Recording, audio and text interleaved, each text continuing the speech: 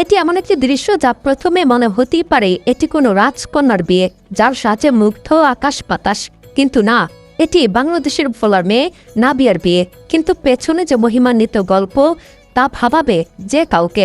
ভোলা থেকে 1000 মাইল দূরে চীনের লানজু শহর, আর সেখানে শুরু হয়েছে এক অসম্ভব সুন্দর এক ভালোবাসার গল্প, যার কেন্দ্রবিন্দু বাংলাদেশের ভোলার মেয়ে নাবিয়া এবং তার চীনা স্বামী ইরিচাচন।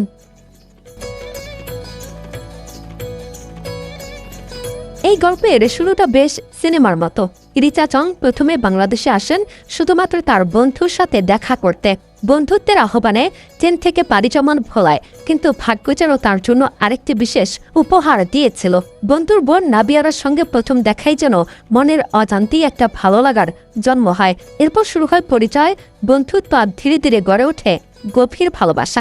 শেষ পর্যন্ত চীনা যুবক ইরিচাচন বিয়ে করে নেন ভোলার মেয়ে নাবিয়াকে। বাংলাদেশের রীতিতে তার প্রথম বিয়েটা সম্পূর্ণ হয় ভোলাতেই, কিন্তু গল্পটা এখানেই থেমে থাকেনি। বিয়ের পর স্বামীর হাত ধরে নাবিয়া চলে যান চীনের লানজু শহরে। চীনে গিয়ে নতুন পরিবেশ, নতুন ভাষা, নতুন সংস্কৃতির সঙ্গে ধীরে ধীরে খাপ খাইয়ে নেন। আর সেখানে নাবিয়ার জন্য অপেক্ষা করছিল আরেকটি বড় চমক।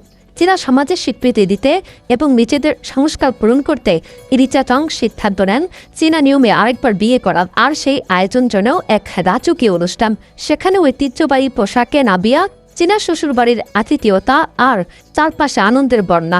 নববধূ হিসেবে নাবিয়াকে দেয়া হয় চীনা পরিবারের বিশেষ সম্মান, যেন নাবিয়া বিদেশি মেয়ে নয়, চীনা পরিবারেরই একজন হয়ে গেছেন।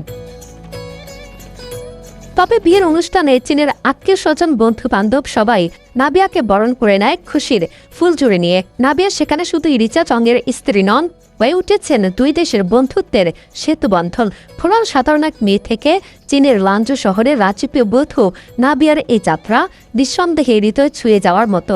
ভালোবাসা, বিশ্বাস আর সংস্কৃতির মিলনে গড়ে ওঠা এই গল্প আজ দুই দেশের মানুষের মুখে মুখে। নাবিয়ার ইরিচাচংয়ের এই ভালোবাসা প্রমাণ করে ভালোবাসার কোনো ভৌগোলিক সীমা নেই। ভালোবাসা শুধু দুই হৃদয়ের কথা বোঝে। তাই তো ভালোবাসার গল্পগুলো আজও সে সুতো, যে সুতো হারিয়ে গেলেও ছিঁড়ে যায় না, থেকে যায় অদৃশ্য আলিঙ্গনে। Thank you for watching.